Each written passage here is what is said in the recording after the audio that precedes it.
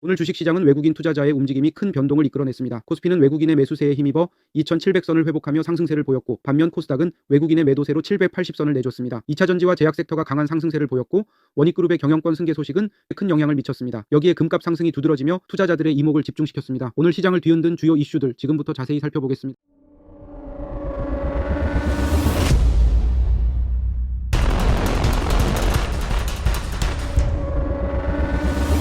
오늘의 주식시장은 다양한 이슈들이 겹치며 변동성이 컸던 하루였습니다. 코스피 지수는 외국인의 매수세에 힘입어 2701.13포인트로 전일 대비 4.5포인트 상승하며 2700선을 회복했습니다. 반면 코스닥 지수는 외국인의 대규모 매도세로 인해 779.87포인트로 전일 대비 7.57포인트 하락하며 780선을 내주었습니다. 아시아 주요 시장들도 약세를 보이며 일본, 대만, 상해 모두 하락세를 기록했습니다. 오늘 시장에서 가장 주목받은 섹터는 2차전지와 제약 섹터였습니다. 삼성 SDI는 5.63% 상승하며 강한 상승세를 보였고, LG에너지솔루션 역시 6.06% 상승하며 투자자들의 관심을 끌었습니다. 이는 전기차 시장의 성장 기대감과 배터리 기술의 발전이 반영된 결과입니다. 제약 섹터에서는 삼성바이오로직스가 4.52% 상승하며 두드러진 성과를 기록했습니다. 특히 외국인 투자자들은 LG에너지솔루션, 삼성바이오로직스 오늘 주로 매수했으며, 기관 투자자들은 한국전력, 삼성 SDI, 하나금융지주에 매수세를 집중했습니다. 코스닥 시장에서는 에코프로비엠과 에코프로가 외국인 매수세에 힘입어 상승세를 기록했고, 로봇 관련주들도 강세를 보였습니다. 오늘의 주요 테마 중 하나로는 우크라이나 재건과 보툴리눔 톡신이 있었습니다. 인도의 모디 총리가 23일 우크라이나를 방문할 예정이라는 소식에 따라 우크라이나 재건 관련주들이 상승세를 보였으며, HD 현대산업개발이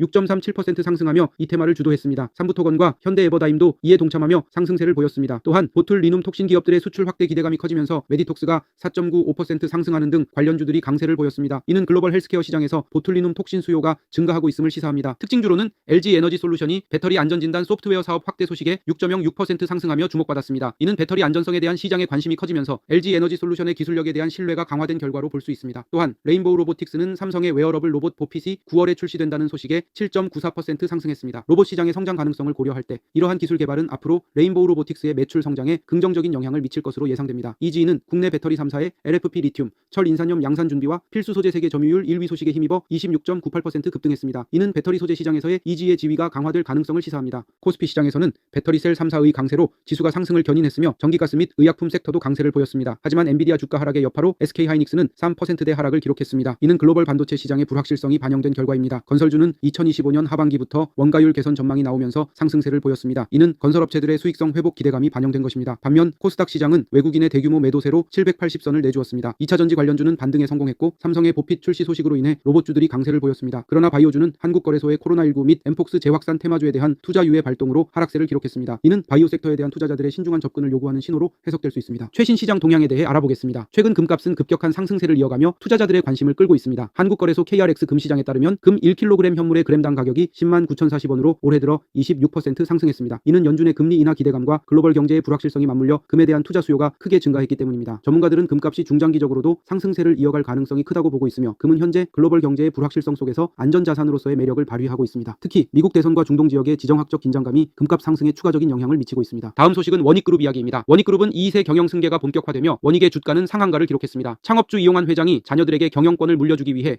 보유 지분을 가족 회사인 호라이즌으로 넘기면서 최대 주주가 변경된 것이 주가 상승의 주요 원인으로 작용했습니다. 호라이즌은 이번 거래를 통해 원익 지분 46.33% 확보하면서 그룹의 지배력을 더욱 강화했습니다. 이로 인해 원익과 원익홀딩스의 합병 가능성도 제기되고 있으며, 그룹의 경영권 승계가 본격화될 것으로 예상됩니다. 이는 원익그룹의 경영이 더욱 안정적으로 이어질 수 있음을 시사하며 긍정적인 영향을 미칠 것으로 보입니다. 로보티즈는 2024년 2기 실적 발표에서 매출액 80.9억 원으로 전년 대비 25.2% 성장했으며 영업이익 흑자 전환에 성공했습니다. 로보티즈의 주력 제품인 액추에이터 다이나믹셀은 브랜드 인지도 상승과 안정적인 원자재 수급 덕분에 이익률이 크게 개선되었습니다. 또한 자율주행 로봇 개미의 국내외 판매 확대가 기대되며, 특히 LG전자와의 협력 가능성이 높아지고 있어 향후 실적에 대한 기대감이 큽니다. 일본 내에서도 자율주행 로봇의 수요가 증가하고 있어 해외 시장에서도 긍정적인 성과가 예상됩니다. 이러한 점들은 로보티즈의 주가에 긍정적인 영향을 미칠 것입니다. 특히 로보틱스와 자율주행 기술의 발전은 앞으로의 산업 변화에서 중요한 역할을 할 것으로 기대되며, 이 분야에서의 로보티즈의 입지는 더욱 강화될 것입니다. DI동일은 2분기 매출액 1,707억 원, 영업이익 37억 원으로 전년 대비 매출은 10% 감소했지만 영업이익은 79% 증가하며